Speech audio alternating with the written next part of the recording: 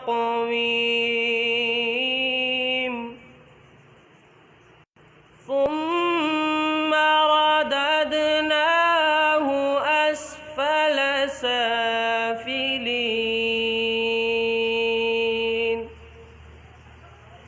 إلا الذين آمنوا وعملوا الصالحات فلهم أجر غير ممنون فما يكذبك بعد بالدين أليس الله بأحكم الحاكمين صدق الله العظيم.